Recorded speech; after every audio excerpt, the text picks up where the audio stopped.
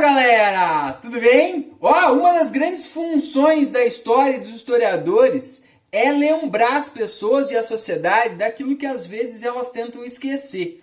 Alguns momentos da história, por mais difíceis e por mais marcados por tristezas que a gente possa pensar, eles não devem ser apagados, eles devem sim ser lembrados, em especial para que a gente tire os aprendizados, aprenda os ensinamentos que eles têm a nos legar, e em especial que a gente nunca mais repita, entenda eles para que nunca mais os repita. Por que eu estou falando isso? Porque o tema do nosso vídeo hoje é a história de um dos movimentos que marcaram o século XIX e o século XX, mas marcaram de uma forma muito triste e muito negativa. Marcaram pelo ódio, pela violência, pelo fundamentalismo e em especial por uma ideia de supremacia racial. Hoje vamos tentar entender um pouquinho da história, do contexto em que surgiu esse movimento, as bases e o processo histórico em que ele percorreu durante o século XIX, século XX e até os dias de hoje. Vamos falar um pouquinho da Ku Klux Klan, essa organização que marcou e marca a história dos Estados Unidos, mas também que teve respingos ao longo de todo o redor do mundo, literalmente, porque acabou provocando o surgimento de células e ainda a discussão, a intensificação dessa discussão sobre a ideia da supremacia branca, essa ideia ainda tão presente, que são essas questões raciais, tanto aqui no Brasil como no mundo inteiro, e que nós ainda precisamos aprender a conviver, precisamos lançar talvez luzes de conhecimento maiores sobre essas questões e compreender de forma mais profunda. Então essa organização marca o mundo. Mas quando que surge essa organização? Essa organização surge diretamente ligada à Guerra de Secessão dos Estados Unidos. Então, logo quando começa o processo de colonização dos primeiros imigrantes ingleses aqui no território onde se vai se formar os Estados Unidos,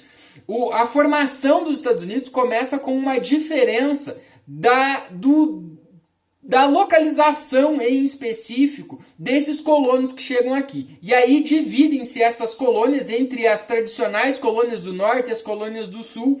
E ao longo do processo de formação e consolidação dos Estados Unidos, depois da sua independência, essas diferenças entre as colônias do norte e do sul sempre vão aumentando, principalmente após a independência e o início do processo de desenvolvimento do país que vai dar origem aos Estados Unidos. Então, devido a essas diferenças sociais, políticas e econômicas, as questões como as tarifas alfandegárias, o mercado consumidor, a implementação de projetos de infraestrutura de ferrovias foi colocando cada vez mais essas colônias do norte e as colônias do sul literalmente em um pé de guerra. E o grande ponto de divergência entre essas duas regiões dos Estados Unidos é a questão da utilização da mão de obra escrava. Enquanto as colônias do norte utilizavam e apoiavam a utilização da mão de obra livre e assalariada, as colônias do norte queriam a manutenção e lutavam pela manutenção da mão de obra escravizada.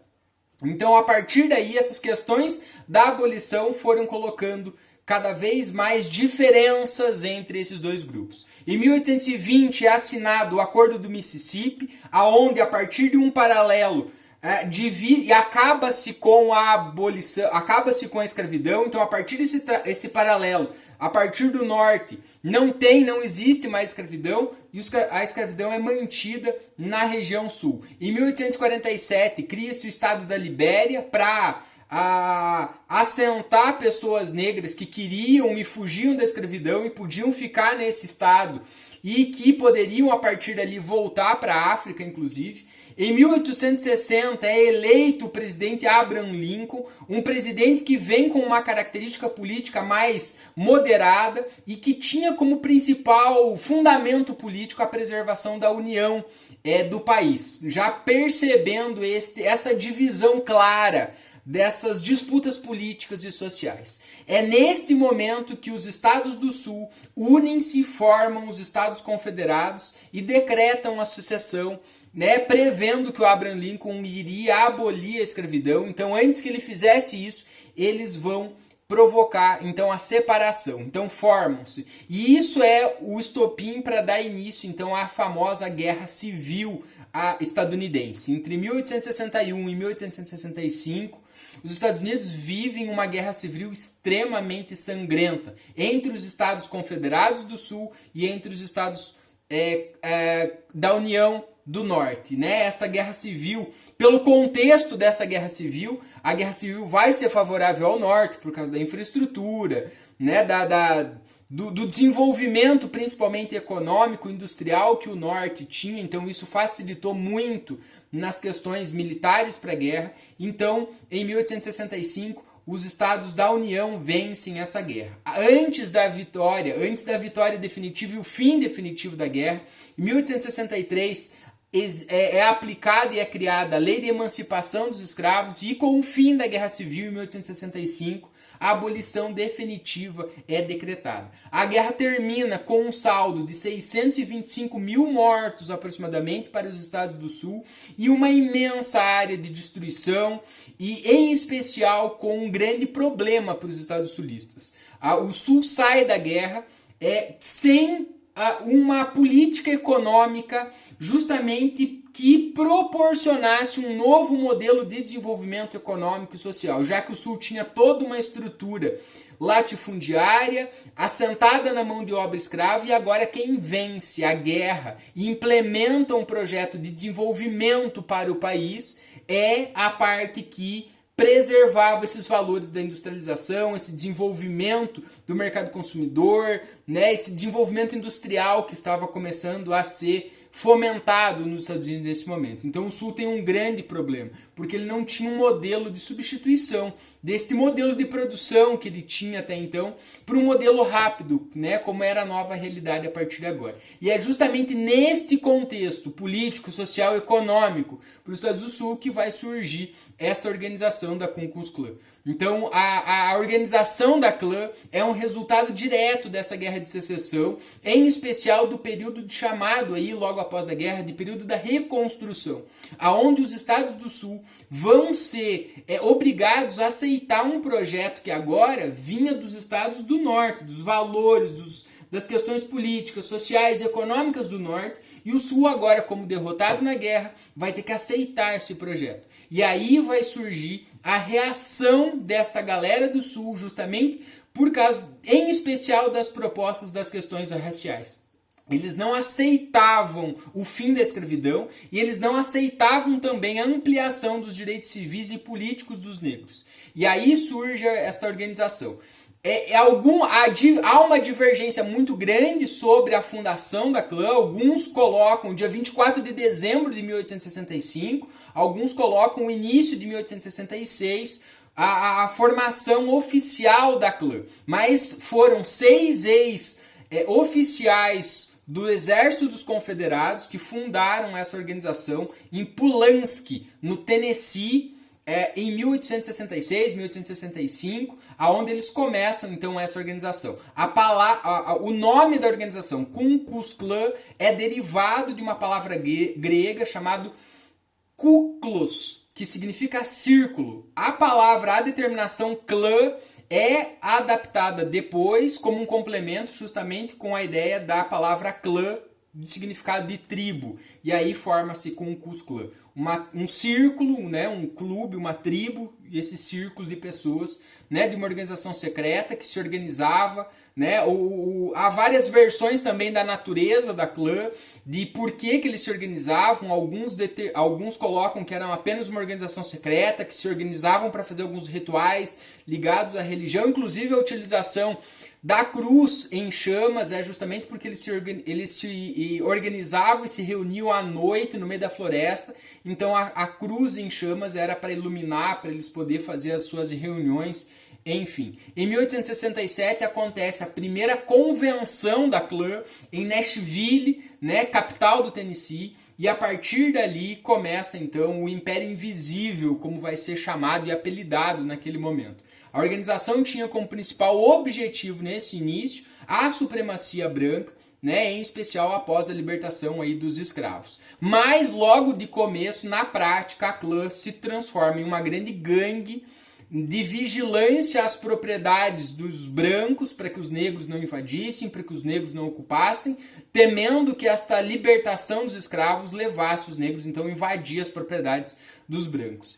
Então elas vai se pautar, vai criar os seus alicerces em cima de uma prática racista, fundamentalista, construída por homens brancos e baseada no protestantismo, que isso vai ser algo muito fundamental para a segunda fase da clã, e em especial apoiados nessa ideia da supremacia branca dentro disso, né? Completamente contrários à ideia da igualdade racial. Então, qualquer tipo de ampliação dos direitos civis políticos dos negros, eles eram completamente contrários e organizavam manifestações contrárias justamente a esta participação. Tá? Parte do medo que a clã espalhou, além, claro, da violência, que não tem o que se falar, que eles pautavam-se nessa violência, as vestimentas também eram para provocar medo, né? Já que os negros, em especial, tinham muitas superstições com os homens vestidos de branco, então isso também ajudou para espalhar o medo. O capuz no rosto era também, em especial, para esconder a identificação dos membros pela violência que praticavam, pelos assassinatos, linchamentos, incêndios, que eram as práticas muito comuns dessa organização nesse sentido, né? Então, com estes precedentes, o grupo passa, então, de um pequeno grupo de vigilante dessas propriedades dos brancos, passa a promover ataques aos negros e aos apoiadores das causas dos negros nesse sentido. Então essa violência vai acabar levando a uma intervenção do governo federal sobre a clã nos Estados Unidos, tanto que em 1871 é assinado e criado o Ato de Direitos Civis, que dava direito ao governo federal intervir militarmente sobre a clã. Em 1882, o governo decreta a organização como inconstitucional. E aí acaba a primeira fase da clã nesse sentido. Mas no final do século XIX, início do século XX, com a chegada de imigrantes, em especial de um grande número de católicos, judeus, e também pelo contexto econômico e social daquele momento, o grande deslocamento interno dos negros para regiões que até então eram predominantemente brancas, faz a clã ressurgir aí durante a década de 20 nesse sentido. A publicação de um livro chamado O Homem do Clã e de um filme chamado Nascimento da Nação contribuem significativamente para a volta desse ódio racial agora complementado com o antissemitismo e com a xenofobia por causa da estada desses imigrantes e dessas novas práticas religiosas dentro dos Estados Unidos nesse sentido. E isso também vai ser fomentado, vai ter uma contribuição aí de um sentimento patriótico. Então junta-se todos esses elementos e a clã ressurge nesse momento. Então a década de 20 vai ser o auge, década de 20, de 30 vai ser o auge da organização da clã nesse sentido. Eles vão chegar a ter 4 milhões de membros espalhados, né, por todas as regiões do país e ela vai se expandir de forma muito significativa, inclusive conseguindo influência política, se infiltrando em vários segmentos sociais, políticos, econômicos do país e apresentando-se como uma organização a partir daí. Durante a Lei Seca também a clã se beneficia muito. Entre 1920 e 1933, os Estados Unidos vive aquilo que é a famosa Lei Seca. Então a clã utiliza-se principalmente desse caráter religioso que tinha por trás dela, aproveita para ganhar esta moral, esse espaço social, em especial entre os cidadãos estadunidenses nesse sentido, né? O estatuto da clã deixava muito claro todo esse ódio antissemita, xenofóbico e em especial racial dessa ideia de supremacia branca sobre os negros. O declínio dessa segunda fase da clã se dá pelo surgimento de vários grupos de oposição à clã nesse sentido. A Grande Depressão, a crise de 29 provoca também um enfraquecimento muito grande na organização, em especial escândalos. A clã é bombardeada por uma série de denúncias de corrupção e também aparecem vários assassinatos de políticos, de pessoas importantes dentro dos ciclos sociais, que é atribuído à organização da clã nesse momento. Então isso acaba fazendo com que a clã acabe se fragmentando, mas acabe se radicalizando. Então várias unidades, várias pequenas células passam a agir agora de forma mais independente e promover, em especial, o terrorismo, praticando de forma escancarada a violência contra as pessoas, atacando casas, atacando pessoas, linchamentos, comércios de pessoas negras ou simpatizantes da causa nesse momento.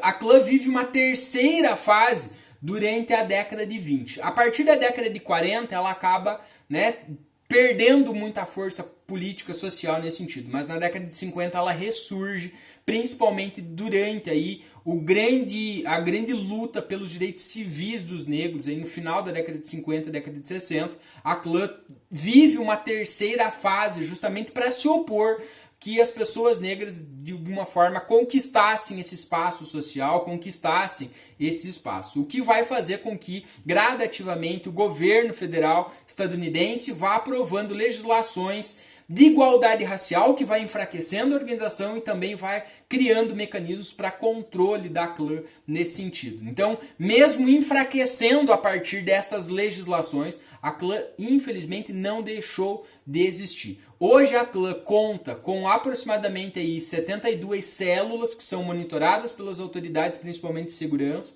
e tem em média entre 5 e 10 mil membros ativos em todo o território dos Estados Unidos e alguns fora até do território. Então, em especial, durante o governo do Barack Obama, houve um grande crescimento, pelo fato dele ser um presidente negro. Então, para se ter uma ideia, quando o Obama assumiu a presidência, existiam 149 instituições de extrema-direita pautadas nessa ideia da supremacia branca. Quando ele encerra o seu governo 8 anos depois, tinham 1.200 organizações controladas pela justiça e pela segurança pública. Então este não é um problema que deixou de existir, isso não é só uma história, e a gente precisa ficar ligado, a gente precisa entender os motivos, conhecer o que são essas organizações, como elas atuavam, por que elas atuavam, justamente para quebrar essas barreiras e criarmos uma ideia de sociedade mais justa e, em especial, pautada no respeito, na diversidade e no reconhecimento do ser humano como ser humano, indiferente das suas diferenças, sejam elas de qualquer tipo que sejam nesse sentido. Então, se você gostou do vídeo, curte aí, compartilha, segue o canal e até a próxima.